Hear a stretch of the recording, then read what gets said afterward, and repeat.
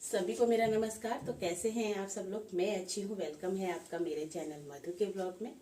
तो फ्रेंड्स, अभी हो रहा है इवनिंग का टाइम और अभी करीबन हो रहे हैं 7:15 के करीबन। और अभी थोड़ी देर पहले ही बस मैं उठी हूँ, चाय बनाई है और अभी सारा काम भी मेरा फैला हुआ है। तो आज आपके साथ ब्लॉग शेयर नहीं कर पाई, तो एक छोटी सी कहानी है वो आप लोगों के साथ शेयर कर रही हूँ श्री कृष्ण के ऊपर। तो आप देखिए, मतलब सुनिएगा, आपको कैसी लगी जरूर बताइएगा। चलो करते हैं कहानी को आरंभ। तो फ्रेंड्स, क्या होता है कि एक व्यक्ति बहुत ज़्यादा अपनी ज़िंदगी में, कहते हैं ना, कई लोग सब कुछ होते हुए भी परेशान होते हैं, कोई व्यक्ति कुछ नहीं होता है इसलिए परेशान होते हैं, और किसी की आदत ही होती है हमेशा परेशान अपने आप को दिखाने की या रहने की। उसके पास सब कुछ होता है लेकिन वो हमेशा यही शो करता है कि वो बहुत ज़्यादा परेशान है। तो कई लोगों की, मतलब हर इंसान की अलग अलग एक समानता होती है। तो क्या होता है कि वो व्यक्ति बहुत ज़्यादा परेशान था और कभी बोलता था कि मेरा ये नहीं हो रहा, कभी कहता था ये है, मैं ज़िंदगी में बहुत दुखी हूँ, बहुत परेशान हूँ, कोई मेरे दुखों का निवारण कर दे, कोई ऐसा कर दे, कोई ऐसा बता दे, जो जैसा कहेगा मैं वैसा कर दूंगा। तो एक व्यक्ति उसकी बात को सुन के बहुत उससे भी परेशानी सी हुई कि यार ये व्यक्ति इतना परेशान है।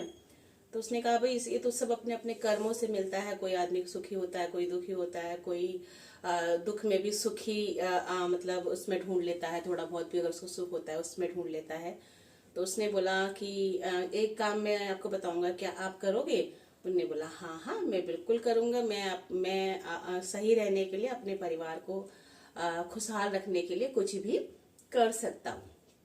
तो उस व्यक्ति ने कहा ऐसा करो, आप जो है ठाकुर जी घर ले आओ और ठाकुर जी की पूजा करो। ठाकुर जी यानी श्री कृष्ण जी को भी ठाकुर जी भी कहते हैं लोग बाग। तो उन्होंने बोला अच्छा, तो श्री कृष्ण को लाके मेरे सारे काम, मेरे सारे जितनी भी मेरी परेशानियां हैं सबका हल हो जाएगा।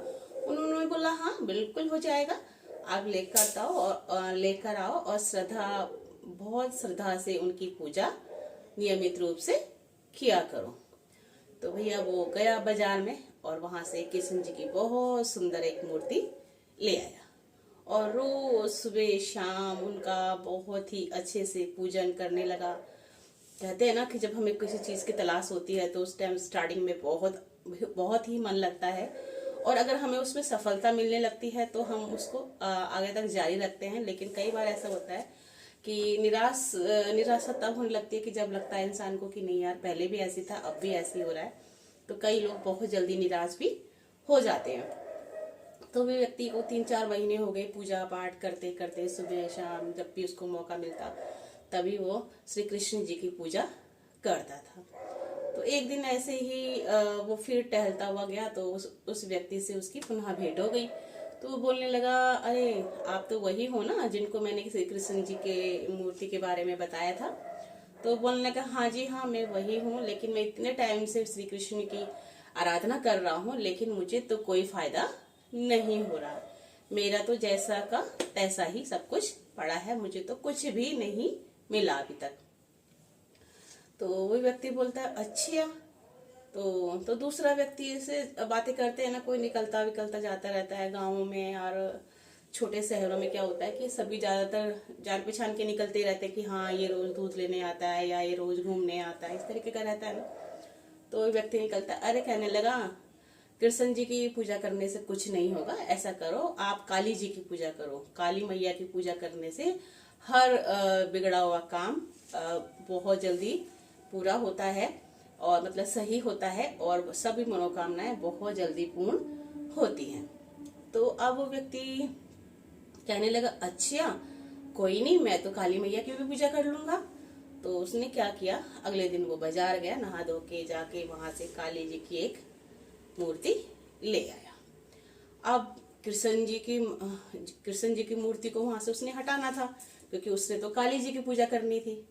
अब उसने क्या किया, जो कृष्ण जी की मूर्ति थी उठा के उसे टांड में रख दिया। हम लोगों के घरों में जैसे अभी अब तो खैर जो नए घर बन रहे हैं उनमें टांड नहीं बन रहा है, लेकिन अक्सर पहले जितने भी घर हुआ करते थे उनमें टांड बनती थी सामान वामान रखने के लिए। उठा के मूर्ति को टांड के ऊपर रख दिया था, जो कि बिल्कुल सीधे मंदिर के ऊपर थी। अब शुरू हो गई पूजा काली जी की। डेली जैसे दूसरे तीसरे दिन उन्होंने पूजा शुरू करी, धूप बत्ती अगरबत्ती सब जलने लगी और पूजा जोर शोर से होने लगी। तो एक दिन वो व्यक्ति जब पूजा कर रहा था और बैठा था, आराम से पूजा करने के लिए बैठा था, तो उसने देखा कि अगरबत्ती का और जो धूप बत्ती का धुआं है वो सीधे श्री कृष्ण जी के अंदर जा रहा है। मतलब वो सब काली जी को ना लगकर काली जी से हट के कृष्ण जी को मतलब उसकी तरफ को जा रहा है। तो उसे लगा अरे यार, मेरी तो पूजा तो सफल नहीं हो रही है, क्योंकि जितनी भी अगरबत्ती का धुआं है और मतलब खुशबू है, धुआं है, जो भी उसकी जो होता है वो तो सारा कृष्ण जी के पास जा रही है, वो उसे सूंघ रहे हैं और काली जी को तो कुछ मिल ही नहीं रहा, तो काली जी कैसे प्रसन्न होंगी। चलो ये बात ना आ जाए करके मैं कुछ सोचता हूँ। तो उसने कुछ सोचा और फटाफट जाकर अंदर से एक कपड़ा ले आया, चुन्नी का जैसे कपड़ा होता है, चुन्नी का कपड़ा ले आया और ऊपर टाड़ में चढ़ने लगा। और जैसे ही उसने मतलब ये सोचा कि मैं कृष्ण जी का मुंह बंद कर देता हूं, जिससे कि ये किसी चीज को सूंघ ना पाए। तो जैसे ही उन्होंने कृष्ण जी का मुंह बांधने लगा वो व्यक्ति, तो एकदम श्री कृष्ण ने उसका हाथ पकड़ लिया। तो वो व्यक्ति हैरान हो गया, अरे अब तो साक्षात कृष्ण जी के दर्शन हो गए। तो वो व्यक्ति बोलने लगा कि ठाकुर जी, मेरे अहोभाग्य जो आपने मुझे दर्शन दिए, और मैं इतने दिन से आपकी पूजा कर रहा था, इतने दिन से मैं आपका पाठ कर रहा था, लेकिन आपने जो मुझे दर्शन नहीं दिए, और आज जब मैं आपका मुंह बांधने लगा, मैं आप पर से विश्वास उठने लगा, तो आप तुरंत आ गए, ऐसा क्यों। तो श्री कृष्ण जी बोलने लगे, भाई तुम मुझे इतने दिन से अपने घर लाए थे तो एक मूर्ति समझ के मेरी पूजा कर रहे थे कि मैं एक बेजान हूँ, मेरे अंदर कुछ नहीं है, केवल मैं एक मूर्ति हूँ जिसे तुम खुश करना चाहते हो। लेकिन आज तुम्हारी भक्ति पर मुझे ये बहुत आश्चर्य हुआ कि इतने दिन तक तो तुम मुझे निर्जीव समझ रहे थे, मेरे अंदर कुछ भी मतलब चेतना नहीं समझ रहे थे, लेकिन आज तुम्हारे दिमाग में ये आई कि मैं इसे तुम्हारी धूप बत्ती को या अगरबत्ती को सूंघ रहा हूँ, यानी महसूस कर रहा हूँ, यानी मैं एक जीवित हूँ। जो कोई जीवित होगा तभी तो किसी चीज को लेगा, या जो कोई चीज होगी तभी तो उसको लेगी, अगर होगी नहीं तो उसके लिए कहाँ से। लेकिन जब तुमने मुझे सजीव रूप में मेरी आराधना की कि हाँ ये कृष्ण जी तक पहुंच रही है और वो उसे ग्रहण कर रहे हैं, तो मुझे सब कुछ छोड़ के तुम्हारे पास आना ही पड़ा। तो वाकई में ही वो इंसान धन्य हो गया, उसकी सारी मनोकामनाएं पूर्ण हुई और ठाकुर जी टांड में से नीचे आ गए। तो इस तरह की कहानी है ये, बहुत ही जबरदस्त, मन को इतना मतलब एकदम कहते हैं ना अचंभे में डालने वाली, कि जब वाकई में ही हमारे जो ठाकुर जी हैं, हमारे जो भगवान हैं, जिनकी पर हमें आस्था होती है, वो इसी तरीके से हमारा साथ किसी भी रूप में नहीं छोड़ते। बस हमारी समझने की देर होती है, हमें समझने की देर होती है कि वो हमसे दूर नहीं है, वो हमारे आसपास, वो हमारे अंदर ही हमेशा रहते हैं। तो कैसी लगी आपको ये कहानी बताइएगा जरूर। और इसी तरीके की कहानियाँ, छोटी छोटी कहानियाँ मेरा रहता ही है कि आप लोगों तक इसे मतलब सुनाया जाए, क्योंकि तर्क वितर्क वाली ये चीज़ें और इस तरीके की जो भी चीज़ें होती हैं मुझे बहुत पसंद आती हैं। मन करता है कि आप लोगों के साथ उसे शेयर किया जाए, और जो भी कुछ अच्छा लगता है मुझे भी बहुत अच्छा लगता है जब भी मैं कहीं पे किताबों में पढ़ती हूँ या कोई इस तरीके की कहानी मेरे सामने आती है। तो उससे क्या होता है कि हम अगर अपने जीवन में कहीं भी पिछड़ रहे हों, कहीं भी हमें भटकाव हो रहा हो, कहीं भी हमारे मन में किसी तरीके की कोई परेशानी चल रही हो, तो उससे क्या होता है कि हमें इन सब चीज़ों को पढ़ के सुन के बहुत अच्छा सा महसूस होता है। ऐसी लगी आज की कहानी आपको, बताइएगा जरूर। और ये इस तरीके की कहानियाँ होती हैं या इस तरीके के जो कि हर किसी को अच्छे से समझ में आ जाती हैं, पढ़ने को हम लोग पढ़ते भी हैं, करते भी हैं, लेकिन कुछ किताबी चीज़ें जो है हर किसी को समझ में नहीं आती। जैसे हमारे चैनल्स पर बच्चे भी होते हैं, क्योंकि हम लोग शिक्षा के क्षेत्र से जुड़े हैं, तो वहाँ बच्चे भी होते हैं, तो वो भी कोशिश करते हैं। तो छोटी छोटी चीजें, छोटे छोटे से शब्द बोलने में उन लोगों को हिचक होती है, हिचक से मतलब बोल नहीं पाते हैं। तो इतनी सरल भाषा में अगर हम कोई चीज सुनाते हैं तो वो भी बहुत दिलचस्पी लेते हैं और अच्छे से उसको सुनते हैं, और उन्हें पूरी तरीके से वो चीजें समझ में भी आती हैं।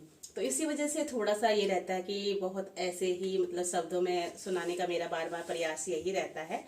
तो कैसा लगा आज का आपको ये कहानी बताना जरूर। जो भी मेरे चैनल पर न्यू है तो प्लीज चैनल को सब्सक्राइब कीजिएगा, सपोर्ट कीजिएगा।